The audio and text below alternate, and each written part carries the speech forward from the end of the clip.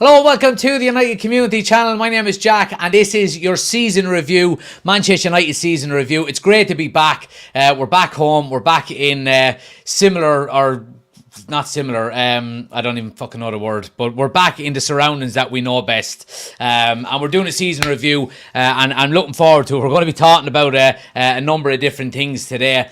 Delighted to be back. Looking forward to a busy summer of content coming up and around the transfer window. We're going to be doing the Euros as well. Make sure you're following the second channel, by the way, Football Community Channel on YouTube. We're going to be doing all of our watch-alongs for the Euros on that, so make sure you're subscribed over there as well. But for now, we're going to be do the season review, and as always, we've got the regular Three Musketeers in. We've got Chris, Ben, and Oisín. So good to see you guys. How are we all doing? We're all great. All good. All good. Happy days. It only took 4 sentences before you dropped the first F-bomb. Yes, well, look, you know what you're going to get here. You know what I mean? I'm a little bit out of practice over the last month as well, so you might have to bear with me. It's almost like it's unfamiliar to you. I know. You swear I'd never done this before. You know what I mean? But we're going to keep it light. You can drop as many F-bombs as you want on tonight's show. It's 9 o'clock. It's later than usual. The kids, if not in bed, should be in bed. But yeah, get your comments in as always, guys. We're going to be going through a number of different topics. We've done this last year for the first time with the guys, and we're going to be doing it again today. We're going to be doing Player of the Year, Flop of the Year, Goal of the Year, Channel Moment, and then Season Moment. So favourite channel moment, and then your favourite moment of the season as well. So please do get involved in the chat. We wanted to be as interactive as possible. I want to get your thoughts and opinions on it as usual. And of course, the guys here will be giving theirs as well. And please do smash a like on the video and subscribe if you're new as well. So happy days. But look, let's jump straight into it. And as Chris was saying there, he was actually eavesdropping on me in the backstage while I was working on some of the graphics here. But we're going to start, and we'll start with probably the most important one with the guys, and that is Player of the Year. Now, look, again, I've just put 3 players into the category. Again, guys, if you have any further opinions on it, of course, do jump in and let me know. But I've put 3 in of Dalot, Bruno Fernandes, and Kobbie Mainoo in relation to Player of the Year.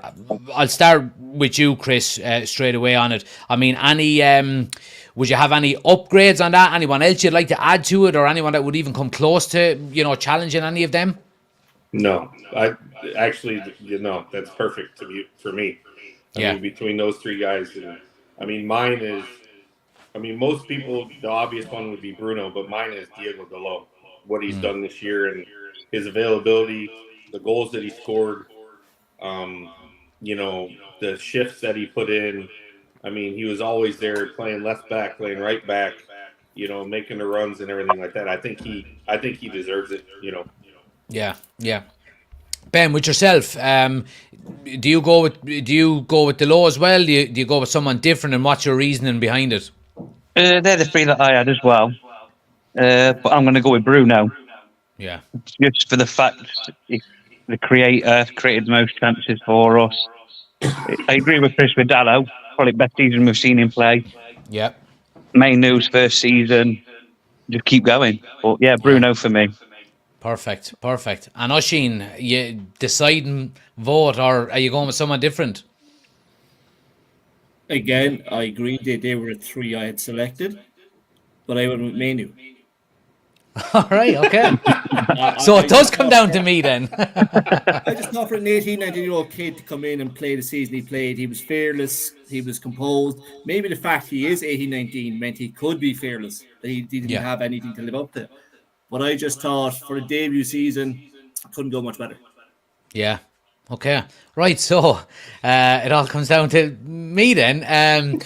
I've been giving this some thought throughout today as well, I have to say, and I'm torn a little bit. I think I'm not going to give it to Kobbie Mainoo, and the reason being is that because he hasn't played a full season. Now, I do understand what you're saying, Oisín, that given how well he's done in the short period of time that he's actually played this season is absolutely phenomenal. I think Diogo Dalot has probably been our most consistent in relation to, just week in, week out, putting in good performances. I think you could probably count on one hand the amount of bad performances Delo has had. But I'm going to have to go with Ben on this one and go with Bruno Fernandes. I've been so impressed with him, just for a number of different reasons. He's got a lot of criticism this year and last year. I don't think he particularly had a great season last year, if I remember correctly.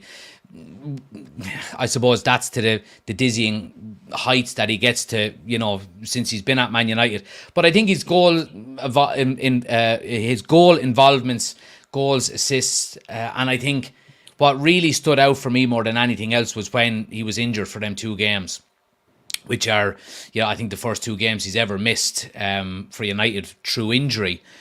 We literally created nothing in them 2 games. So I think he's been the difference maker.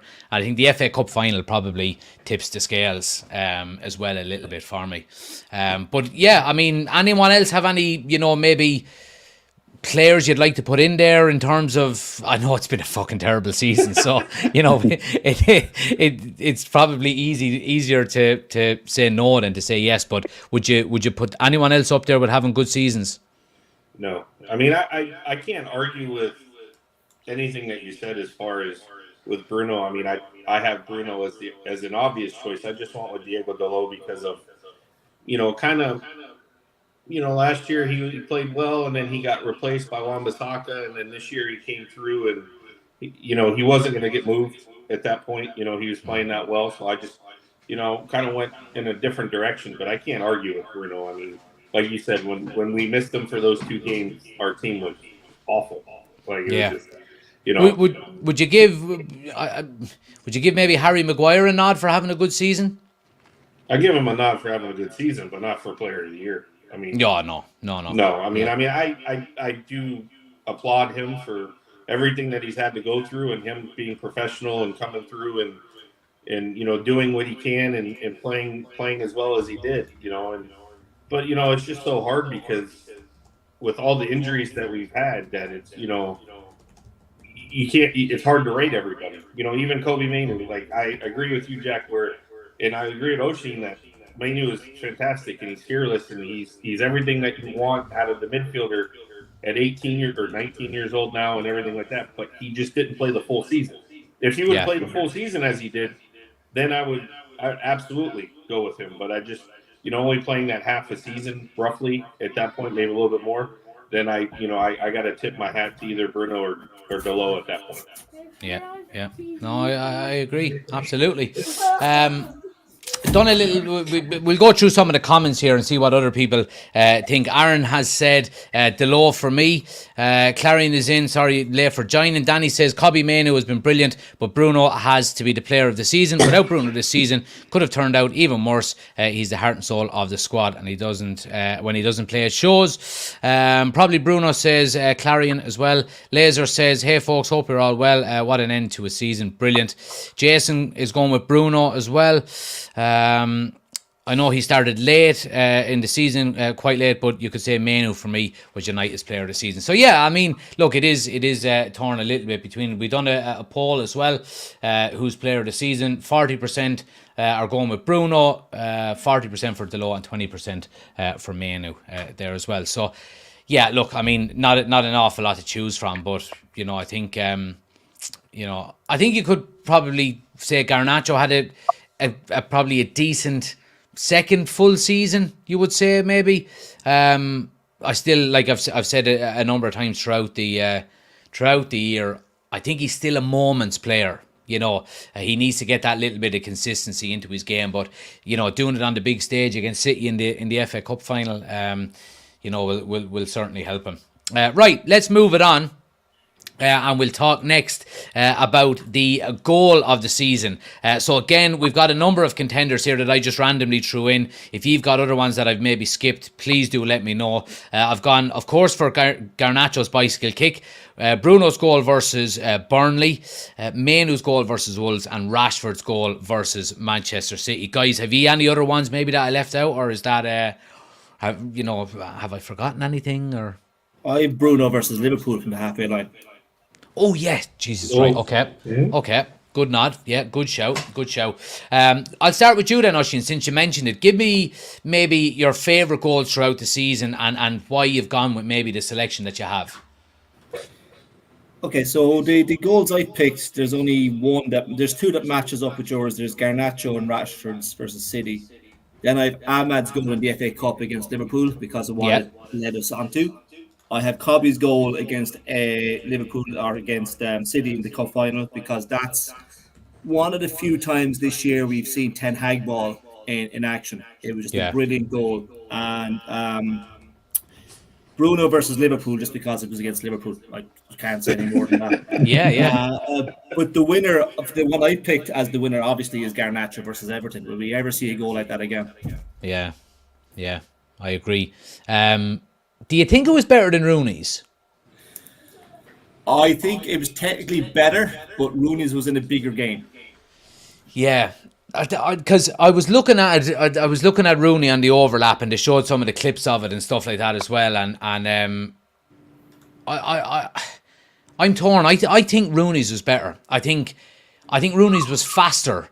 I think it went into the net quicker. You know, there was more pace behind the shot.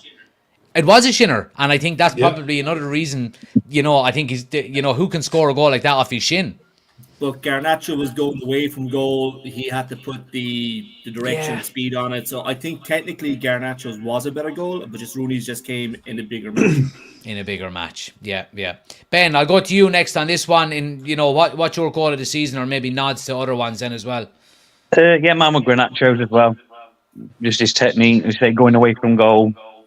So I reckon Annabelle deserved a shout as well. I think he scored a decent goal, didn't he? He did. He scored a very good goal. So. Yeah, absolutely. And then the rest, what Oisín said, is the thing. Perfect. Chris? I got Bruno's half line goal 3. I got Diallo's goal in the FA Cup 2, and then I have Garnacho's goal. And I think it's better than Rooney's because I just think it's like Oisín said, going away from goal. I thought it had a little bit more pace going to the far post, going across and everything like that. But you always got to applaud it when you score against Liverpool, and it it leads to good things. So absolutely, that's where I go with that one. Yeah. I'm similar with G. Obviously, I've mentioned a few there. I do think Garnacho's is probably goal of the season, but favourite goal for me, more than any of them, has to be Ahmad's goal against Liverpool. Obviously, because I was actually in the ground, and how I didn't end up 4 rows down when he scored, I don't know. I was in tears. I was full of fucking Stella, it was.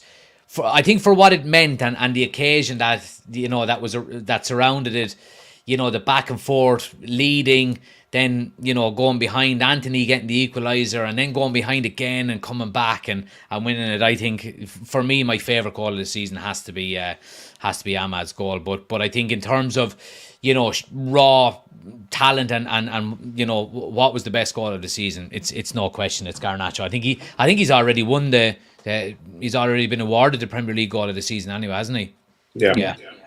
Yeah, perfect. Let's see what people are saying here as well. I think it's going to be pretty unanimous. Luke says Garnacho. Aaron says Garnacho. Luke says Ahmad as well, maybe. Jason says Garnacho. Danny says Garnacho. Luke says Rashford versus City is kind of mental too. Was unbelievable from nowhere with a player who was slated the week before. Yeah, it looked like a kind of a goal that was just, he was fucking releasing a bit of frustration out of it, wasn't it? That was just after Belfast, wasn't it? I think so. Yeah, he had missed a game before. He was took out of the team and he was brought back in instead. Because I think there was people saying, wasn't there, that he shouldn't actually start the derby. He should be on the bench. But yeah, there was a bit of frustration behind it. Laser says has to be Garnacho's bicycle kick, quite identical to Rooney's one against City, even though that was a bigger game. Both of them were just brilliant. Young Sauce says let's not forget the long ball from Lindelof to Rashi to Dalot. Luke says any goal I've seen full of Stella would also be up there. Yeah, if you can remember it, but I'll never forget that one, thank God. Yeah, and Garnacho is pretty much. Anyone have any? I know I don't have it as a topic, but has anybody got maybe I'm putting you on the spot now, an assist that maybe stands out for you? Bruno. Might have been Fernandez. It has to, yeah. It's got to be on the weekend. Yeah, and he's probably the easiest one. I have to give a shout out to Johnny Evans. His assist for Bruno's goal against Burnley with his left foot over the defence, and Bruno hits it first time. I thought it was pretty good as well. Yeah. Right, okay, let's move it on. And next we're talking about flop of the season. And again, I've got three people in here. We've got, of course, Robocop on the left there, Anthony. We've got Mason Mount. And we've got, of course, Marcus Rashford.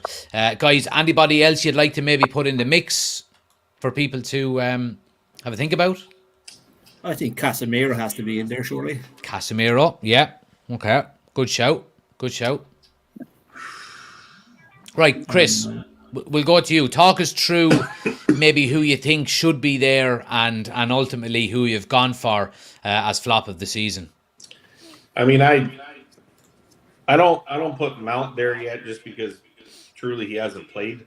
So that's I put Casemiro there before I put Mount in there. My flop of the year is Rashford. I mean, you go from 30 goals to 8 the whole season. You go from being heralded and this is the start of who you are and what you're going to be, and then all of a sudden you turn into that. Which is, I mean, it's not like we talked about it all year. It's not that he was missing opportunities or, his foot was crooked or anything like that. It's just lack of effort for me. I mean, Anthony, everybody can always pile on Anthony, but let's be honest. Did we all think Anthony was going to be a 20-goal scorer or something like that to begin with? I mean, he didn't do that at Ajax. So why would we? I mean, I know the price tag says he should do it, but he never had more than 10 goals at Ajax when he played there. So I don't know why we think he's going to score more than. I didn't think he'd have fucking 5 in 2 seasons though. No, I get that, but I mean, I just think Rashford, for who he is and what he means to us, and to put in the shifts or lack of shifts that he did for us, and just the way he looked lost, didn't know what he was going to do with the ball. Always, I mean, the ball came to a dead stop when it came to him a lot. It looked like he couldn't beat anybody. I mean, the year before he was dribbling through guys and making things happen, and slotting things home and doing things. But this year just looked a shell of himself, and I just think. I mean, I don't want to pile on him or anything like that, but I mean, if you put in a year like that, you're going to get the criticism. I'm sorry. There's just no way around it. Let me ask you about Anthony real quick, Chris, while you're on the topic. Is it the worst money? Is it, now I'm talking about everything. Now, I noticed, say, the Sanchez money that we paid was absolutely, disgraceful and astronomical. But in terms of the return that we've got from Anthony, it has to be up there with the worst money we've ever spent. Yeah, I mean, I have to agree. I mean, I can't. I'm trying to think of somebody else. I mean, if you're talking 85 million for a player who's returned, 5 or 6 goals in 2 seasons. Yeah, I mean, it's almost like Jack Grealish going to City. I mean, he was 100 million, and how many? I mean, granted, they won the treble, but. And he made some good plays, but I mean the goals that he returns and the assists that he returned was not much. So I mean Anthony is up there, but I just think for me it's Rashford because of who he is and what we wanted him to be, and it was a complete letdown. Yeah. Ben, on to you next. Who's your flop of the season and why? Yeah, mine was Rashford as well. Like you say, you can't go from scoring 30 odd goals and then to what he's had this season. Anthony was close again with him. I agree with Chris. Man, shouldn't have really been in the list. He hasn't played enough football. Yeah. And I'm probably being a little bit harsh on Mount, but I was kind of coming from the angle of, he signed and he literally didn't play the whole season. You know what I mean? Yeah. You can see why he's in there. Yeah. We won't Just put him have in that Anthony or category Rashford. just yet. Yeah. Yeah. Perfect. Oisín, is there like there's a couple of comments coming in here about Onana potentially being in there. I think that would be very harsh, when you look at the categories we've got. But have you gone with Rashford as well, or someone different? Yeah, I've gone with Rashford. I disagree with the guys. Mount has to be in there as a flop of the season because why did we buy him? What's he to Yeah. do? Where does he fit in the team? Can anyone? We've discussed this ad nauseum, and I don't think we'll ever get the answer where he fits in the team. So I think he has to be a flop for that. I didn't have Anthony in there because I didn't rate him, so he's not going to be a flop for me. See, he never had a chance to impress me. If we could group last season with this season and do a combined flop, then he would probably make it. Oh, absolutely, yeah. And look, he did find his right leg at the most important time of the season against Liverpool, so I will give him that. Yeah. Casemiro's been a huge drop off. Now, the tactics at the start of the season didn't help him and exposed him a lot. Yeah. But still, he's out the door now. He has to be. Yeah. I'd be very surprised if he was there next year. I think as well. I think there's a bit of, sorry, before you move on. I think there was I have a feeling there was a bit of a falling out with him and Ten Hag on the weekend. Like, he gets injured in the dressing room supposedly. Casemiro. I have a feeling Ten Hag didn't name him in the starting 11, and he probably told him to go fuck himself. He also, I heard reports he didn't go to the after party. He was on a plane back to the zoo with his wife. Yeah. Now, I did also hear that he tends to do that a lot, and he done it even when he was at Real Madrid and they were winning things. That he tended not to go to things like that. The optics aren't great though. Yeah. If there's rumors why post it on social media? Yeah. Why post it on social media when the rest of the team are posting that they're at the party and you're on a private jet? Yeah, for someone who's meant to be leader of the team and one of the kind of senior statesmen of the team, it's weird. But Rashford, aside from performances, his attitude was just shocking.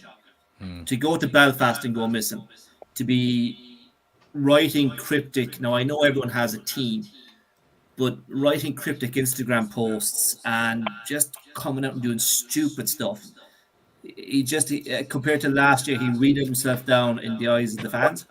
And then we had tears on Saturday, as if this team means so much to me with what he's done all season. So I don't know. He has been the flop of the year. Yeah. I can't disagree with any. To be honest with you, I think the inconsistencies we've seen throughout his career have really come back to bite him. You can't go from 30 goals in a season to. How many did he get in the end, by the way? Did he even get 8? 8 total. Yeah. I mean, to not even break double figures is, Look, I've said it before about Rashford. I think if a suitable offer comes in, I think we take it. I would like nothing more for him to be the main guy leading us forward. Absolutely, I would. I don't think he will go, and I think it's quite clear that there probably is some off the field issues going on with him. He doesn't look happy. He doesn't look, enthusiastic to be playing, like you were saying, walking around the pitch. And I think it all comes back to, to bite him in the end. Let's see what people are thinking here as well. Let's have a look. Danny says, I'd have to say Rashford is the flop of the season. He's been absolutely awful. Luke says, I think it's really a season of two halves. First half of the season, Onana and Varane basically put us bottom of the group in the Champions League, and the second half of the season, it was really Casemiro and Anthony. Yeah, well, I mean, it's a good point because we tend to, like, Rashford has been bad all the way through, and I think that's why we're choosing Rashford. But having maybe Anthony in it, or Casemiro, if one of them had a good first half of the season and a bad second half, you tend to forget the first half and how they ended it more than anything. So that is a good point as well. Laser says, I would say Onana, but he had a good second half of the season and Mount has been injured. So for me, probably Rashford, just for the massive fall off in performance, ability and goals. Luke says, Casemiro went from player of the year and passionate player to almost polar opposite. Yeah, I mean, he literally fell off the edge of a cliff. It was crazy. I can't believe it, to be quite honest with you. I really can't. You know, I was saying it at the start of the season. He reminded me of a Wayne Rooney who, you know, comes back from pre-season maybe with a bit of timber on him and probably end of October before he's actually really getting his match fitness. But Casemiro just never got going. Laser also says, I know Mount has been injured, but I don't know what we paid that 60 million for. Chelsea fans warned us about the deal, and when he plays, he never really does much or gets involved. I think next season is going to be a huge season for Mount. I don't understand. I don't see where he gets into this team.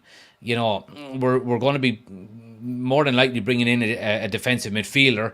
Is he going to shift Manu or Bruno out of that team? Not a chance. I think he's going to be a backup more than anything else. I presume you agree with that. Yeah. The only other place I can see him in, and maybe you put him to start the game, is out on the right wing. But then, you know, that kind of, he comes in and he's able to, you know, play in behind, or, you know, and, you know, whoever we have on, if it's Garnacho and Hoyland up top, then it kind of goes into, you know, O'Shea's 4-4-2, where, you know, he's going to be more of a, you know, coming inside and, you know, and trying to, you know, kind of Bernardo Silva kind of thing, you know, where he's not exactly on the wing, but, you know, that's where. It's a change of tactics out of Ten Hag then as well, isn't it? Yeah, I mean, that's the only thing I could think of when we bought him, is that's what it's going to be. Yeah. You know, it's just, but it's a failed buy. I mean, yeah. Right, let's move it on and talk about things more upbeat than flops, and let's talk about your favorite channel moment, favorite moment of the year. Now, I'm completely leaving this up to ye because I mean, I don't want to be talking about myself or anything like that. So, not like I like to do that anyway. But Chris, you're on my direct left, so I'll give you first nod on what your favorite moment, whether it be channel or whatever it was. The floor is yours. There's so many to choose from. I mean, it's. Oh, thank you. That makes me feel so warm inside. I mean, I was going through the goal moments, and you know, like when Mount scored, Mount scored against Brentford, and then we gave up a minute later. You know, it's just Jack went from here to like this. Yeah. But you know, I kind of have to go with any of the moments that have the stash in it. You know, it's yeah, all right. The mustache. All right, the mustache is all you can say. You go back and once you start scrolling through, and then you see the stash, you instantly smile. So yeah. Right, perfect. Well, I mean, the pressure is on now to bring it back again next November. So, right, happy days. Ben, over to you. Yeah, like Chris just said, and also your little chats when you go on holiday, your little Kilkenny mates that you've got, disappear for half hour and leave us. I swear he was real. He was standing beside me. All right, I'll give you that one. Oh, hello. Oh, it's yourself. Hello. Yeah, all right. Quickly moving on then to Oisín. I'll give you the nod. For me, it was how often you were recognized in Spain. All these random people were able to recognize you in pubs, and knew exactly what you were doing and what you were there to do. It was just convenient. I felt. I'm pretty sure that only happened once in Spain. Once too many. That's true. That's true. Anything with the Tash. Good Luck Harry, obviously, was a welcome. Oh yeah, Good Luck Harry. Yeah. And then there was one, I think it was a Sunday game. I forget who we were playing, but there was a guy who came on TikTok, said it was 1-0, and you kicked him unmercifully. And he was slightly ahead of the game. And I mean, where else would you get it? Goldbridge wouldn't do it. Exactly. Yeah, Luke says the Shamrock Rovers TikTok jumping into the chat as well. Yeah, I remember that one. Yeah, Shamrock, and they actually followed me as well, which was good. Or there was one where we had all these interesting photographs of you. Oh, yeah. That I think was still floating around somewhere. Oh yeah, that was the Spain moment. Yeah, that was where the boys done me bad. Yeah, where I was asleep on the couch like that. Yeah, How quickly he got the fucking screenshots in there. Yeah, fair play to you. Right, let's move on and talk about things less embarrassing for me. Yeah, I don't know. There was a couple of dodgy pictures put into our admin group there as well that I could easily just grab now and put up on this screen, but I won't because I'm a fucking gentleman here. Oh, he's scratching his head. He knows what he done. You gotta mention, right. You may have to put the shorts, Ocean shorts up there. Exactly. I'll send them to you next year. You can wear them with the Mehoff jersey and the tag. Yeah, this is chess, not checkers, so it is. Right. Let's move on and talk about the last category. We're going to talk a little bit after this as well about our hopes for the upcoming transfer window as well. So stick with us for that also. But finally, we're going to talk about our favourite moment of the season. Regardless of it can be anything. It can be a goal. It can be an assist. It can be winning the FA Cup. It can be someone falling over, whatever it is. And Oisín, I'll go to you first on it. Have you got a number of different things, or is there something that stands out for you? Well, look, if we're honest here, it was a very short list really with the season we've had. Yeah. It wasn't the best season I've ever had as a United fan, but last Saturday has to take it really. It was the silver lining to the poor cloud we've had all year, but we did it the hard way. I mean, we were nearly out against Liverpool. We came to 90 seconds of being out against Coventry, went to penalties. Forest, it was an 90-minute goal. We did it the hard way, but against City Saturday is the best 90 minutes of football I've seen that team play all year. Yeah. And it was perfect from start to finish. I'd even give the man his dues. He got his substitutes right at the right time. He picked the right team. And it was just the perfect performance against City, and the fact it was against City and it wiped 115 smirks off their faces. Fucking lovely. Get in there. Brilliant. Chris, moment of the season. I mean, I got to be honest. I mean, Oisín almost swayed me to the FA Cup final because I mean, honestly, it is. There's nothing. The only thing I would have to say about it's the perfect game, but Onana had a blunder that it should have been a clean sheet because he should have saved it. But I'm not gonna. We won't harp on that. But I think it's Diallo's goal and then Jack's reaction in the stands. For that goal, I think that because it's against Liverpool and we knocked them out, and how they were talking about at that moment that they're gonna go and they're gonna win this and win that for Jurgen Klopp and how they're gonna run everything and. It's going to be great. And then once that happened, it was like their season went to shit. Yeah. After that. We derailed it. Exactly. And I think that was, we didn't play the best game like we did against City, but we did what we needed to do. And, some of the youngsters, did what they were called on as substitutes and everything like that. So, but I got to hand it to Oisín because he made a compelling case against, for the City game because it is true. It's the best 90 minutes we played all year. It is. Yeah. But, absolutely. We go back to that and say, what's the big reason for that? Because we had Varane and Martinez in the back. Yeah. I can't. I was with a friend watching the game, and he's like, why don't we play like this all year? I'm like, because we didn't have those two guys. We had Johnny Evans and Casemiro. We had Varane and Johnny Evans. We had Maguire and Evans, and whoever, whatever pairing you could roll the dice and throw at, that's what we had out there. But when we have our guys out there, we look like a proper team. Yep, couldn't agree more. I have to hand it to Ten Hag for switching the tactics up and playing Bruno as a false nine and putting Rasmus, which I don't love, but Rasmus went to the bench and we played a different style, and it wasn't just bang your head against the wall, do the same thing every time. Well, in fairness to Ten Hag, he started that against Newcastle, and he carried it into the Brighton game and then brought it into the FA Cup final. So it's clearly something he's been working on, which is good to see. Yeah, absolutely. Ben, what's your favourite moment of the season? Mine a bit Saturday. Liverpool game a bit with it, just because it's Liverpool, like you say. Yeah. And then obviously you hoodie the picture, the celebration, the three young lads. Mm-hmm. Sounds good That's to me. fair enough. Yeah, absolutely. Well, look, I think it's easy. It's an easy one for me.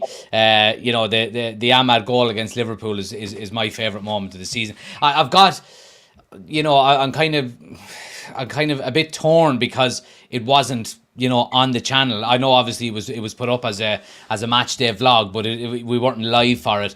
And I actually messed up big time as well because we went. Remember, I was telling you about the season ticket debacle. So, for anybody who doesn't know, I've got cup season tickets, and I got offered a full season ticket because I've been on the waiting list for 10 years. However, the guy that I've got them with, he's only on a 2 or 3, so he didn't get offered one.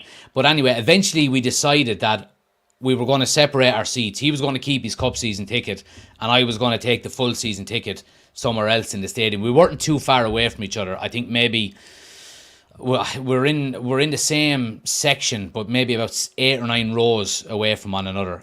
Anyway, by the time I rang the club back, the tickets were gone. So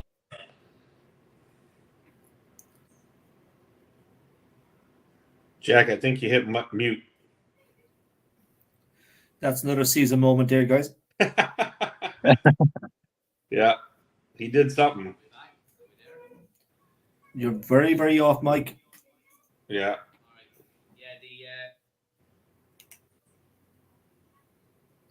He's broken it. Oh my gosh. Is it working? No. Nope. No. What did you do?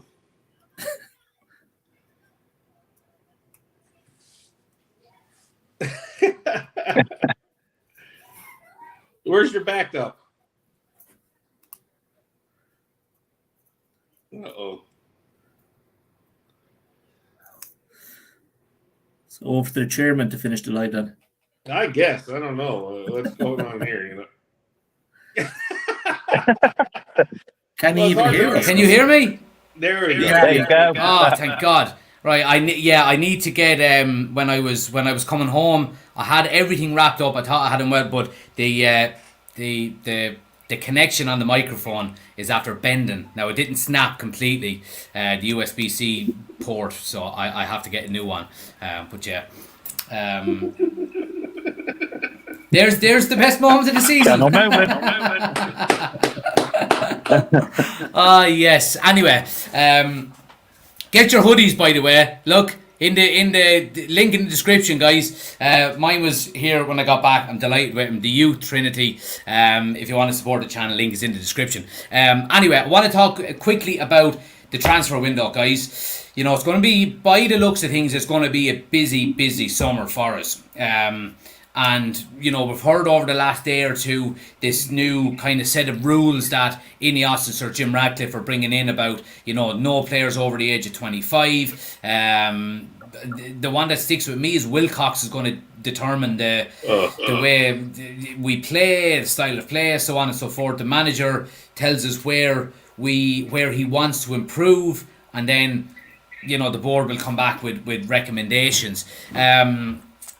Oisín, what do you make of this, first and foremost, about these new set of rules? Do you think it's something that needs to be done at United, given the lack of consistency we've had over the years in the transfer market? I think that set of rules is setting us up to say goodbye to Erik ten Hag. Okay. I can't see any manager wanting to work under those constraints, especially being told by Jason Wilcox how to play football. Yeah. I mean, his footballing CV doesn't really set the world alight.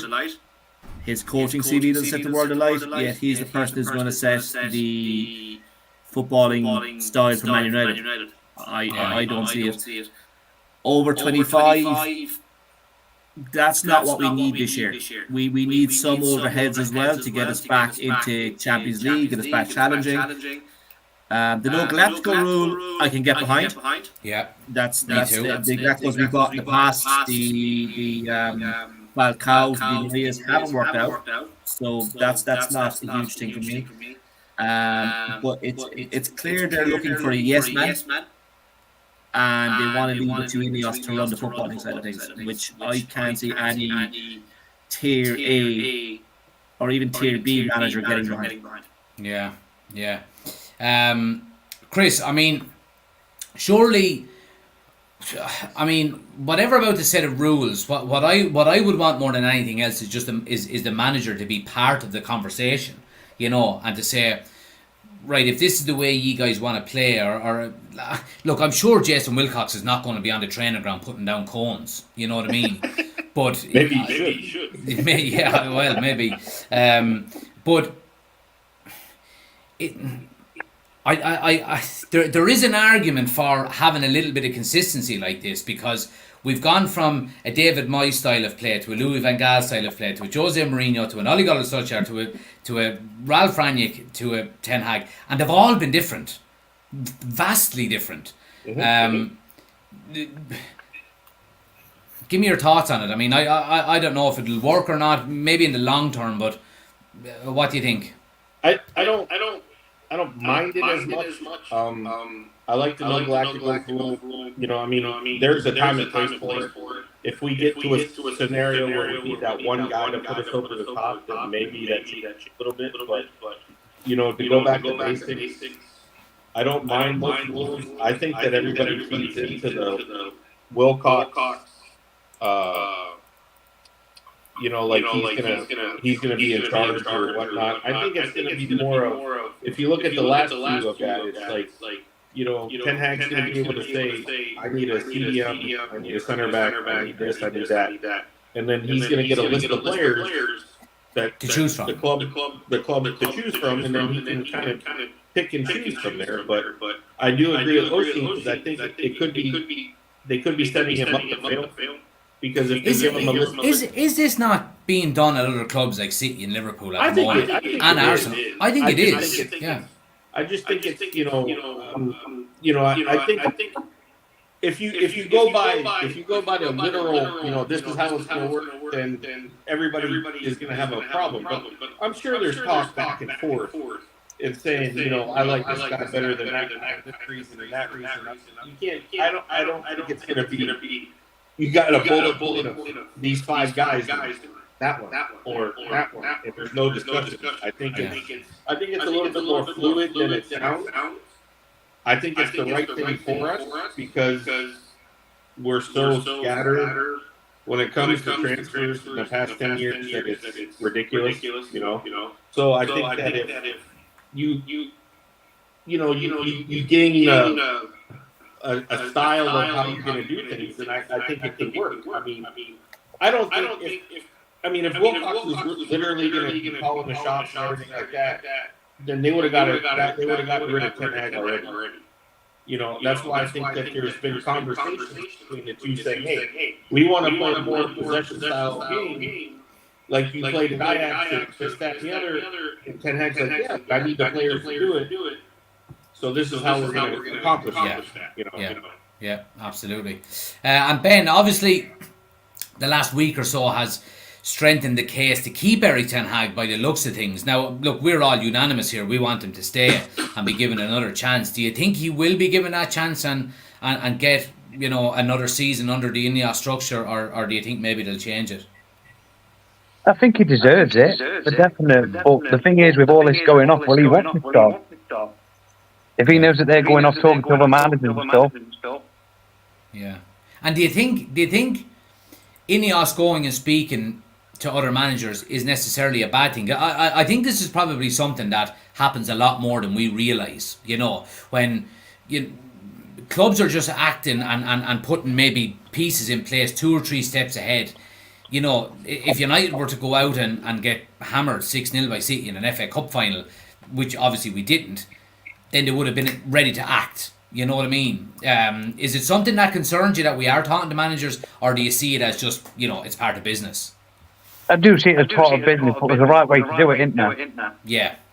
I think that's what it is, and just the way we've been around, we know that it's not going to be the right way that it's being done. Yeah, I absolutely. And do you know what I think about this as well is, like, I think United have been talking to managers for a number of weeks now. You know, the Thomas Tuchel's and whoever else it may be, and I think Ineos have been doing it. I think they've been doing it behind the scenes. I think they've been, getting their ducks in a row to cover all bases. But eventually what happens is they have to go to the club and tell them, to certain amount of staff members that, look, this is our plan, this is what we're doing. In case this happens, we've already been speaking with Tuchel and we've already been speaking with McKenna or whoever it may be. And as soon as Ineos, and it was nice and tight with Ineos, no issues, and as soon as they went back to Manchester United with the information to the club, all of a sudden, what happened? Leaks. Like we've seen all the time. And I think that's going to be one of the biggest jobs that Ineos have is to stop these kind of leaks coming out. I really do. Chris, what do you make about some of the news this week as well that Ineos have offered voluntary redundancies to staff members? Now, if you haven't heard, anybody who's watching, basically what Ineos have said is working from home is no longer an option now at Man United. Radcliffe wants to create a culture and he wants everybody to be pulling in the same direction. He wants everybody into the office. And if you don't want to do that, then you can take a voluntary redundancy and find a job elsewhere. Now, a lot of people were coming to me online saying it's a disgrace. He's forcing people out of the club and, the likes of Casemiro picking, up 300 grand a week or whatever. And I don't think that's the case. He's not actually forcing anybody out. It's a voluntary redundancy if you want to take it. But if you don't want to take it and want to stay working at United, you've got to go back to the office. What do you make of it? I really don't have a problem with it because I'll be honest. When our company got bought, when I worked with the company that bought us, they wouldn't let you work from home. And this is like pre-COVID and everything. They wanted you to be in the office. Yeah. And I think part of the problem with United is that a lot of people are working from home. You don't have a lot of control because you talk about all these leaks. If you're in the office and you pick up that office phone, and you it's true. Call, yeah, people are going to know. Yeah. If you're at home. If I was in that office, I'd definitely be making like fake phone calls going, here, did you hear we're signing Mbappe? Just to start some random rumors. Well, that's the thing. It's like, I understand. I look at it as I think he's trying to rein it back in. Yeah. And try to find out who he can trust and who he can't trust. Because, what are you going to say? Hey, Jack, did you make a phone call to David Orange and leak this news? No. I mean, sorry, you'll never know. Exactly, you'll never know. And I think that's where he's. I think that's where he's going. It's like I want to bring everybody back and keep an eye and see who's doing what. Yeah. And I go because I think it's all of a sudden turning into the Wild West, where it's kind of like everybody's doing what they want to do and no one knows where the leaks are coming from. Well, this is the way you rated it. Yeah, absolutely. Oisin, I'll go to you on this one. Transfer window coming up. Busy by the looks of things. A lot of areas of improvement needed. And we've spoke before about where we need to improve and the key areas. But realistically, what would you be satisfied with in terms of, I'll go players out and players in. Now, you don't need to name every single player, but would you like to see, minimum 3 players come in, or, obviously we would like to see a minimum of probably 6 or 7 go out. What's your thoughts on how busy we need to be? Okay, well, I was listing out who I'd like to go. Yeah. And it ended up being 15 players. Who I wouldn't be upset if they left. Yeah. Now 3 of those have already left. Varane, Martial, and Fernandes have all left. Yeah, Alvaro Fernandes. Fernandes is never going to get a crack there. So I think, what did we get? 12 million for him, I think, was it? I think it was something like that. Six. 6. I don't think it's double digits, guys. Or maybe they were including the loan fee that they paid this year on top of it, maybe. I'll look it up. I don't know. Go on, you can confirm that for us. But you have the likes, I mean, Donny van der Beek is gone. Yeah. Greenwood is gone. Sancho's gone. Williams are gone. They're easy to put aside because we didn't hope they were there. Do you think Greenwood and Sancho are going to be easy to get rid of? Well, by all reports tonight, Benfica want to do a swap deal with Felix For for Greenwood. I didn't know. I haven't seen that yet. Okay. It's in the Chris just creamed his pants. It's in the WhatsApp group. Look, it's not going to happen. There's no way Benfica are going to do a straight swap for Felix for Greenwood. It's paper talk. It's United starting the Champions League, playing it off. It's never going to happen.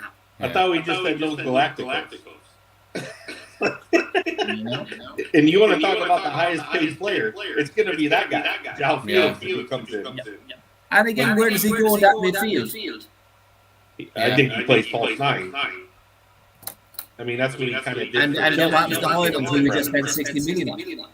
Well, here's just to go back to Alvaro Fernandez. It says that the permanent deal agreed at $6 million plus $3 million in add-ons. Okay. Okay. Okay. It's right. better than what we got for Iqbal last year.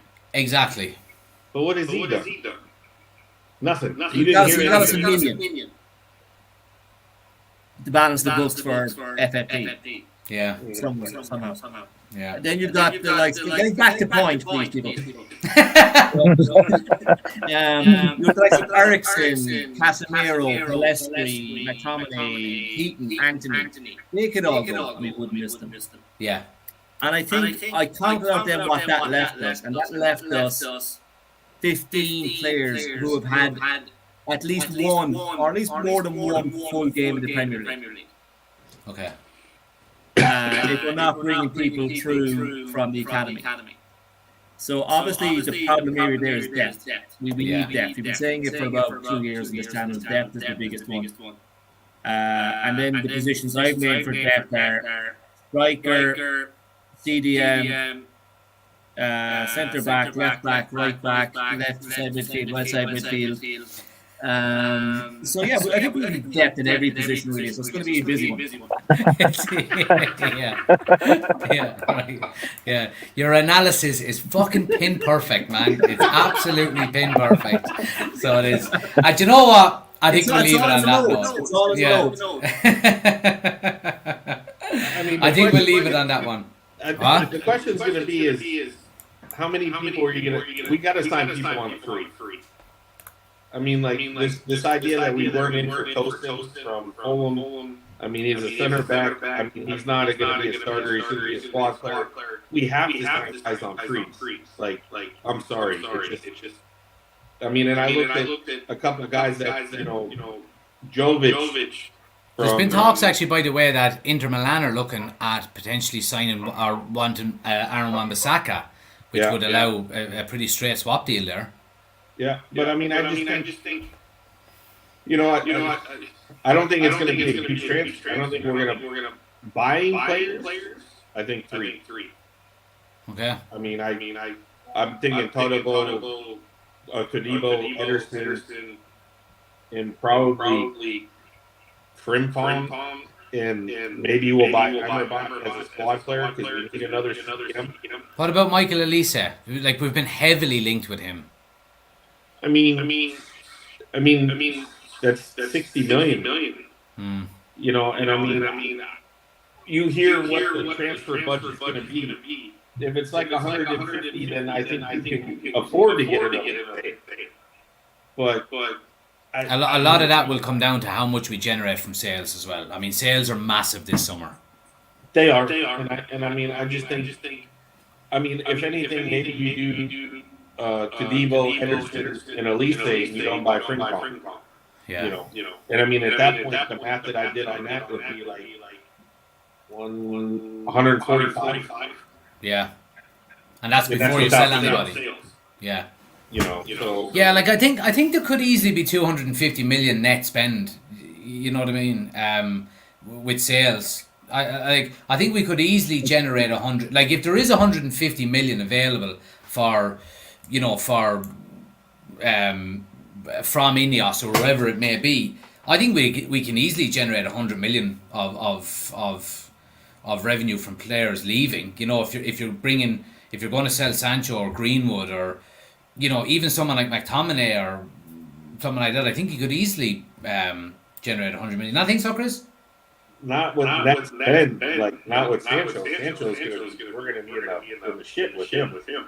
We paid 75, 80 for him. And no, but I'm just talking about the next 3 months in general in terms of what you know. Our biggest thing is to be if Sancho goes for a decent price and Greenwood goes for a decent price, that's going to open a lot of things up. Yeah, and hopefully Maguire. I mean, I read that Vanderbeek is getting offered 15 million for Saudi. Vanderbeek. I'm like, take it. I'm like, I don't want to go to Saudi Arabia, but I'll take it. Yeah, I'll drive you there. Yeah, I'll drive you there. I mean, as long as you confirm you'll actually let me leave the country. I mean, I do so. If you're going to look at our bench next year, we're going to kind of be in the same spot where we're going to have a lot of like 1 or 2, maybe 3 people that we actually sub in, and then there's going to be a lot of youth. I mean, I think Ericsson's gone, Casemiro's gone, Maguire's gone. Yeah, you know, we're going to be stuck with McMuffin. I think Lindelof will go. You know, and that's why I think it's important that, you know, the question is, my big question is, they say no Galacticos or anything like that, but do you sign like a Rabiot on a free? How does that work? Because you're not paying for him. You're just signing him on a free as depth in the midfield. So does that count as, you know, you're not paying the money for him. You know, you're getting him on a free. I'm just using him as an example. Yeah, I agree. And I think it's probably a big a big plus to why we probably should sign Amrabat. I think, you know, for depth more than anything else.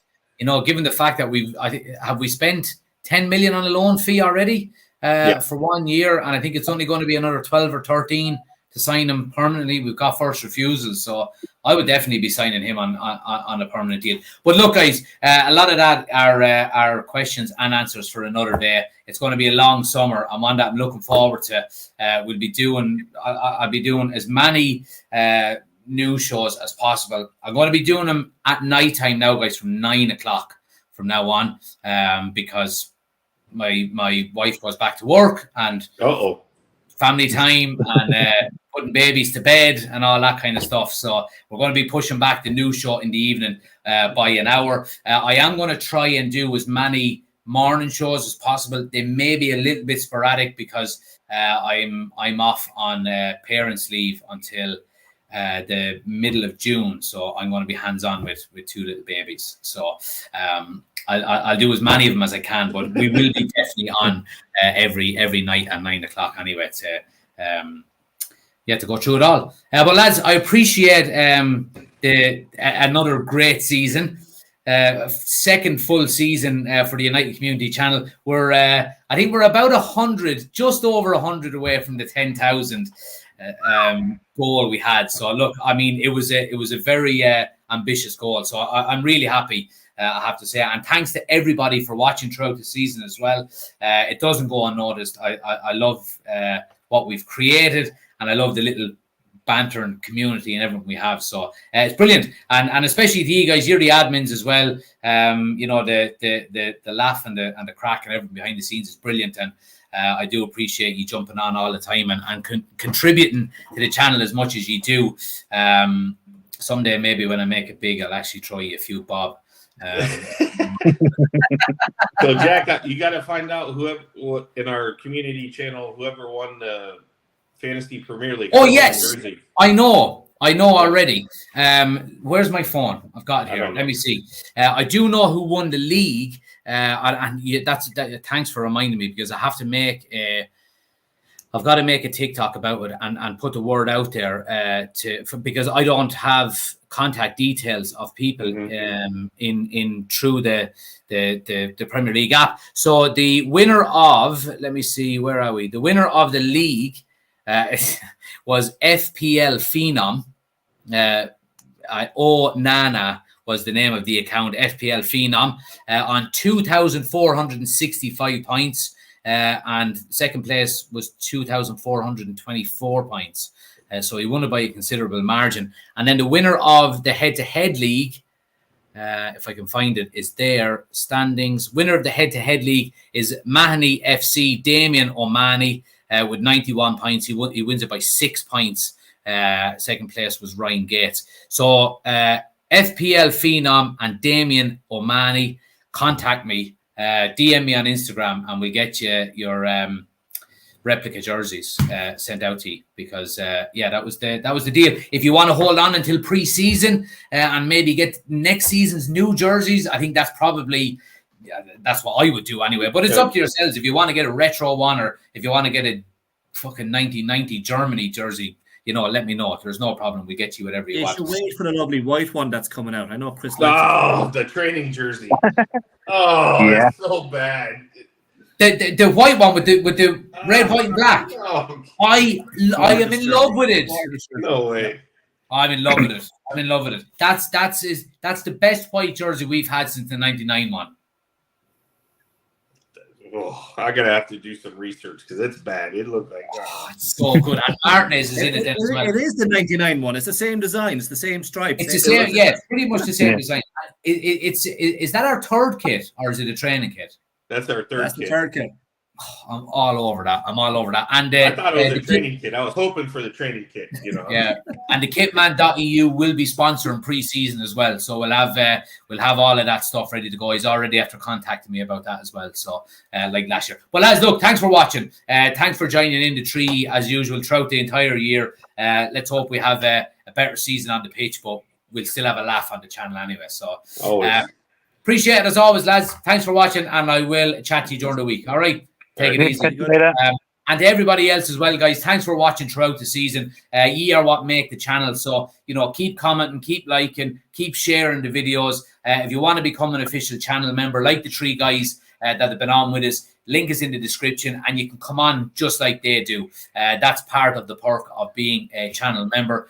So make sure you are checking out the options below. It does support the channel an awful lot. But great season for the channel. I really do appreciate it. Not so much for Man United. We ended it well. Let's hope next season is even better. But plenty of content coming between now and the start of the season, with the transfer season kicking off. So join us every evening, guys, at 9 o'clock. And some mornings then as well at 10, I'll be doing lives. But until tomorrow, take it easy. Have a good night. And I'll chat to you soon.